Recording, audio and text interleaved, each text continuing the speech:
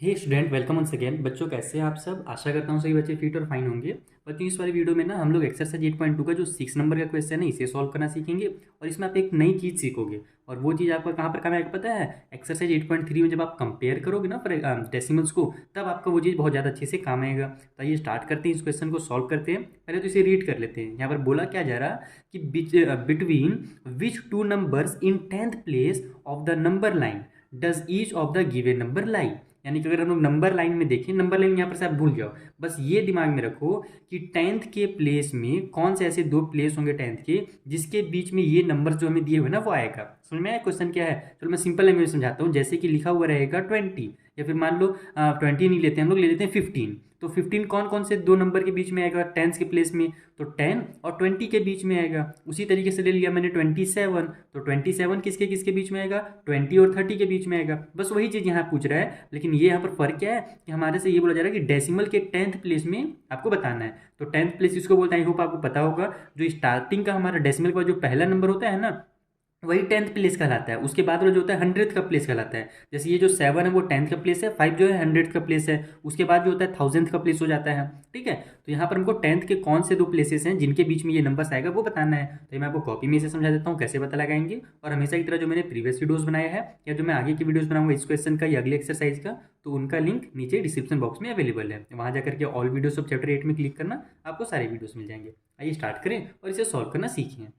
तो देखो, जो हमारा पहला हमें नंबर दिया हुआ है वो दिया हुआ है 0.06। ठीक है, अब आपको ये दिमाग में दो चीज़ें यहाँ पर आप दिमाग में रखो। पहला क्या कि जब हम लोग राइट साइड में नंबर में बढ़ते हैं ना, तो जैसे ये लिखा हुआ रहेगा 215, तो ये हम लोग बड़ा होते जाता है। नंबर क्या होता है? ग्रेटर होते जाता है। जैसे हमारा 1 से 5 है, ये हमारा 10 के प्लेस में है, ये हमारा 2 जो है 100 के प्लेस में है। तो हम जितना आगे बढ़ेंगे नंबर उतना बड़ा होते जाएगा।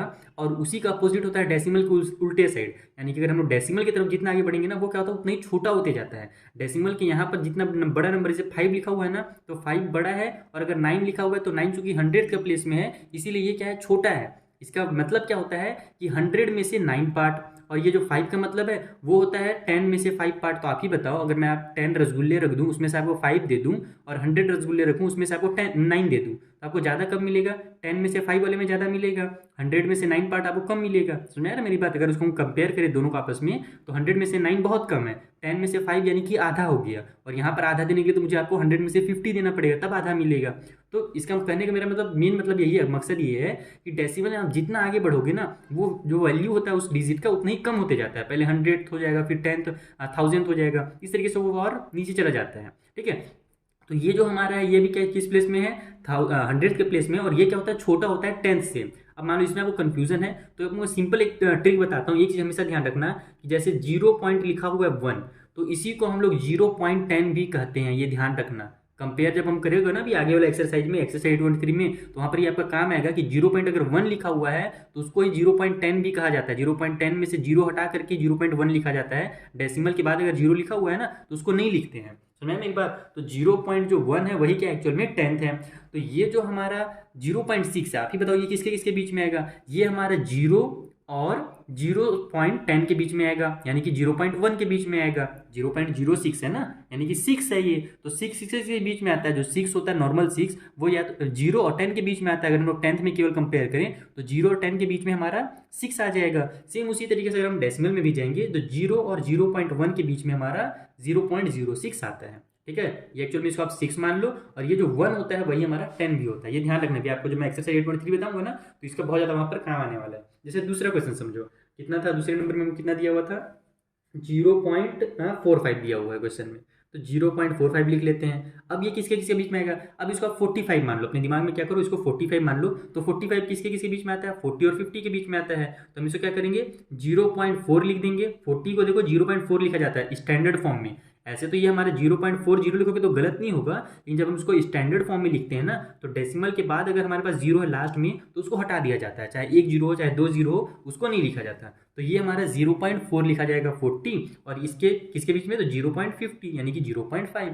तो 0.40 और 0.50 के बीच में 0.45 आएगा। और इसको रीड करने का मैं ये देखो 45 जो मैं बोल रहा हूँ ना, इसको बोला नहीं जाता है 45, बस मैं आपको समझाने के लिए बोल रहा हूँ। मैंने आपको पहले ही बता रखा है, क्वेश्चन नंबर किसमें बताया था भाई, मैंने क्वेश्चन नंबर 3 में बताया था, जब हम लोग वर्ड्स पढ़ रहे थे कि उसको कैसे लिखा जाता है, या फिर क्वेश्चन नंबर 5 में, सॉरी क्वेश्चन नंबर 5 में बताया था कि ये जो हमारा एक एक डिजिट पढ़ा जाता है 0.45 पढ़ा जाता है। लेकिन अभी आप कंफ्यूज मत हो जाओ 4-5 के चक्कर में, इसलिए मैं आपको नॉर्मल लैंग्वेज में समझा रहा हूँ कि मान लो इसको 45 है तो ये 40 और 50 के बीच में आएगा, और डेसिमल वाला 40 ऐसे लिखा जाता है 0.4 0.5। अब यहाँ पर आपका एकदम डाउट अच्छे से क्लियर हो गया है। अब हम लोग जल्दी जल्दी सॉल्व करते हैं। जैसे 0.19 दिया हुआ है 19, तो ये हमारा 0.10 और 0.20 के बीच में आएगा, तो 0.1 लिख देता हूँ, 0.2 लिख देता हूँ, ये 10 हो गया, 20 हो गया, उसके बीच में 19 आ जाएगा, खत्म खेल। डी वाले में चलते हैं। अगला कितना दिया हुआ था हमारे पास 0.66, तो 0.66 लिख लेते हैं। ये 66 हो गया, तो ये हमारा 60 और 70 के बीच में आएगा, तो 0.6 लिख लो, ये 60 हो गया, और 0.7 लिख लो, ये 70 हो गया। सिंपल है। अगला चलते हैं ई नंबर में, वहाँ पर हमें दिया हुआ है 0.92, तो ये देखो 92 है, तो ये किसके बीच में आएगा, ये हमारा 90 और 100 के बीच में आएगा। लेकिन डेसिमल में जब हम लोग 100 पढ़ते हैं ना, तो उसको इस तरीके से नहीं लिखा जाता, उसको पूरा पूरा 1 लिखा जाता है। जैसे कि अगर आप में रूपी और पैसा जानते हो ना, 1 रुपये में कितना पैसा होता है, टोटल 100 पैसा होता है। तो मान लो इससे हमारे पास 95 पैसा है, तो उसको हम लोग क्या लिखेंगे, 0.95 पैसा लिखेंगे, ठीक है, या फिर रुपी लिखेंगे। और जब हम लोग के पास 100 पैसा हो जाता है, तो उसको हम लोग क्या लिखते हैं, 1 रुपी लिखते हैं ना। सेम उसी तरीके से ये जो हमारा 92 है, ये मान लो 92 है, तो ये हमारा 90 के बीच में आएगा, यानी कि 0.9 के बीच में, और 1.0 के बीच में आएगा, यानी कि 1 रुपये। 90 पैसा और 1 रुपये के बीच में आएगा हमारा 92 पैसा। समझ में आया? यहाँ पर आपको 0.100 नहीं लिखना, नहीं तो गलत हो जाएगा। आगे चलते हैं, लास्ट वाला जो हमारा है वो है 0.57, यानी कि 57, तो ये हमारा 50 और 60 के बीच में आएगा, तो 0.5 लिख दो, ये हो जाएगा 0.50, और 0.6 लिख दो, ये हो जाएगा 60। बस कंप्लीट हो गया हमारा आंसर। तो बस आपको ये चीज़ें समझनी थी, ये वाला, ठीक है। उसके बाद आपसे ये ऑटोमेटिकली सॉल्व हो जाएगा। आई होप आपको अच्छे से समझ में आ गया होगा। मैंने ट्रिक भी बता दिया आपको, इसका कॉन्सेप्ट भी बता दिया, ठीक है। मिलते हैं नेक्स्ट वीडियो में, जहाँ पर जो अगला हमारा क्वेश्चन है, क्वेश्चन नंबर 7, उसे मैं आपको इसी तरीके से सिंपल मेथड में सॉल्व करना सिखा दूंगा। Thank you for watching.